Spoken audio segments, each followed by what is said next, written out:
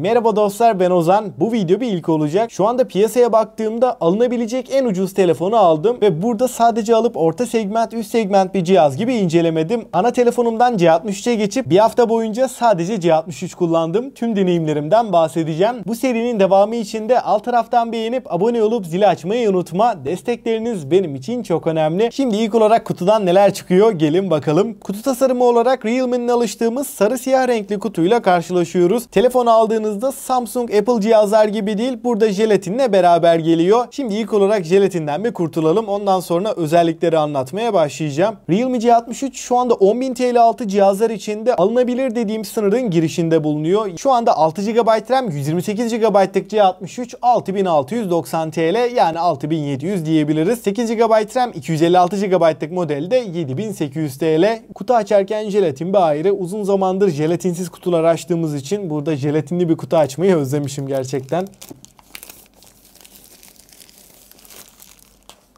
Kutu kapaklı değil, direkt kaydırmalı şekilde açacağız. Evet, ilk olarak Make it real, yani Realme'nin sloganını görüyoruz. Bunun içinden büyük ihtimalle kılıf çıkacak. Evet. Şeffaf güzel bir kılıf bizleri karşılıyor. Kutu içeriğine bakmaya devam edelim. İlk olarak telefonumuz geldi.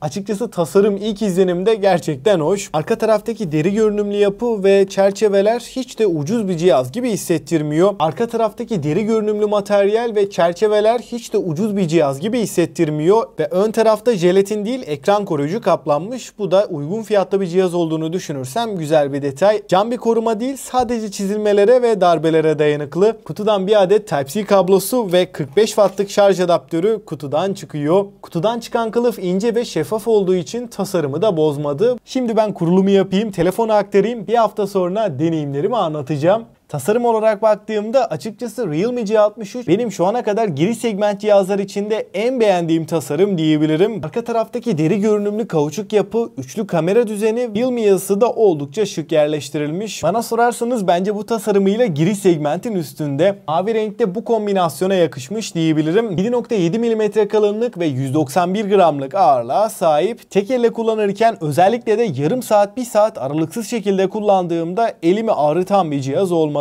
Evet, 191 gram çok hafif bir telefon değil, ancak ağırlık kasaya gerçekten orantılı dağıtılmış. Bu noktada ben hem kullanım kolaylığı hem de dış görünüm olarak Realme C63'ü gayet beğendim. Yani tasarımda giriş segment bir cihaz olduğunu düşünürsem eleştireceğim bir nokta yok. Ekran konusunda da çerçeveler ince ve damla çentik tasarımını görüyoruz. 6.74 inç IPS HD Plus bir çözünürlüğü görüyoruz. Giriş segment cihazlarda bu ekranı ayıran nokta 90 Hz. Ekranın akıcılığı kesinlikle iyi seviyede. Bu parlaklıkla beraber şu anda yoğun ışıklı bir ortamda bile ekranı görmekte herhangi bir zorluk yaşamıyoruz. Ek olarak 180 Hz'lik dokunma hassasiyeti de cihazı kullanırken tepkiselliği arttırıyor. Giriş segment bir cihazda ekran tarafında bence olmazsa olmaz kesinlikle ekranın akıcılık kısmı. Bu noktada Realme C63 benden geçer notu aldı. Arayüzde menüde gezinirken de akıcılık iyi seviyede. Ekranda renkler, canlılık, kontrast oranı yeterli. Benim dediğim gibi en beğendiğim nokta kesinlikle tepkisellik kısmı oldu. Donanımda Unisoc T612'yi görüyoruz. Gerçekten söyleyeceklerim var. Burada 8 GB RAM, 256 GB depolama ile beraber geliyor. Antutu'da bu işlemciyi test ettiğimde 256.000 skorları görebiliyoruz. Geekbench'te de tek çekirdek 400, çoklu çekirdekte de 1309 almayı başarıyor.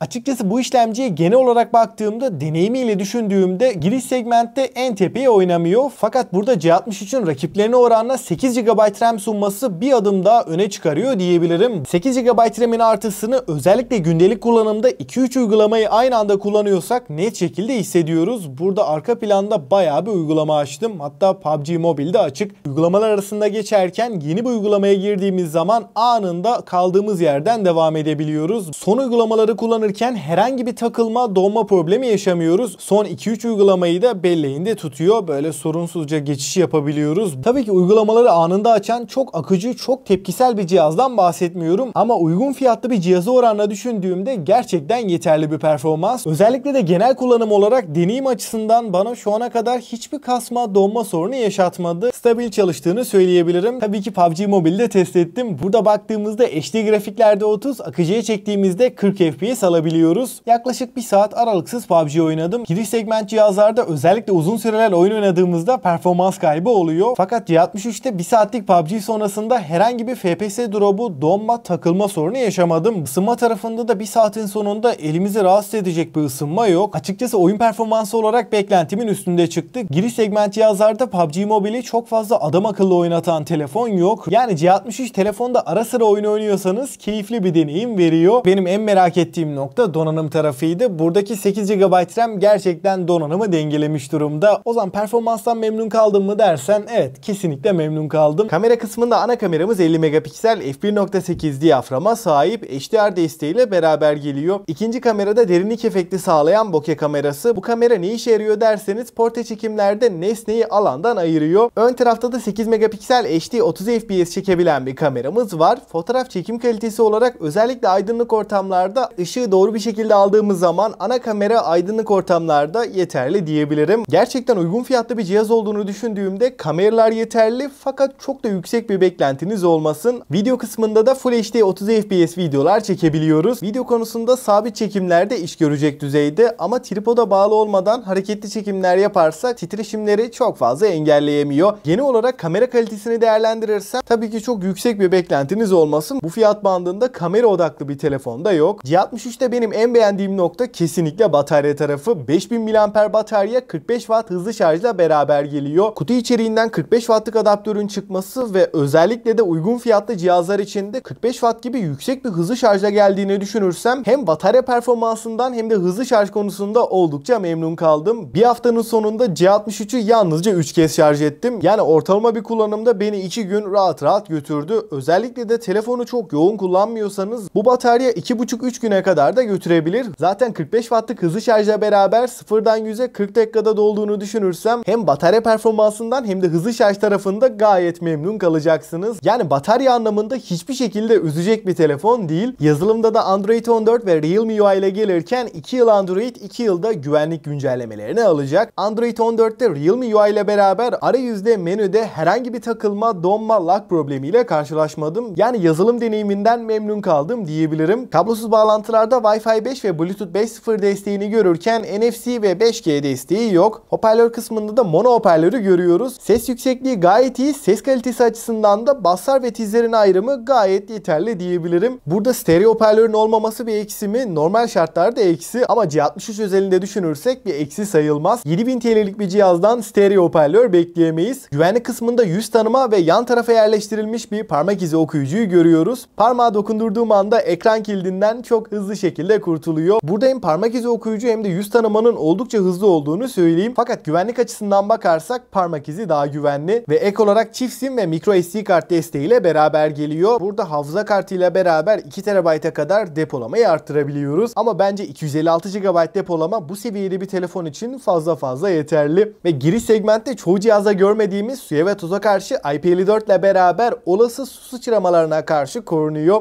Dostlar, şimdi en önemli kısım, bir haftalık deneyimimle beraber en ucuz telefonu kullanmak nasıl hissettiriyor? Bu fiyatlara almak mantıklı mı derseniz açıkçası bu telefon herkese göre değil. Öğrenciler, anneye babaya alınabilecek, günlük kullanımda arayüzde, menüde kasmasın, bataryası beni uzun süre götürsün, tasarımı güzel, ekranı büyük olsun diyorsan Realme G63 7000 TL bandında rahatlıkla alınabilir. Burada bana sorarsanız telefonu uzun bir süre kullanacaksak 8 GB RAM'li model çok daha mantıklı. Özellikle arayüzde, menüde akıcı olsun ve arka planda uygulamaları kullanırken herhangi bir takılma, donma yaşamayayım diyorsan 8 GB RAM'li versiyon çok daha mantıklı. Yani genel olarak toparlayacak olursam 90 Hz ekranı, uzun süreler oyun oynadığımda, telefonu zorladığımda çok fazla ısınmaması ve batarya performansıyla G63 benden geçer notu aldı. Peki siz ne düşünüyorsunuz? G63 bu fiyatlara alınır mı? Görüşlerinizi mutlaka bekliyorum. Aklına takılan bir soru olursa da mutlaka yorumlarda buluşalım. Elimden geldiğince cevaplamaya çalışırım. Ben Ozan. Sonraki videoya kadar kendinize çok iyi bakın. Hoşça kalın.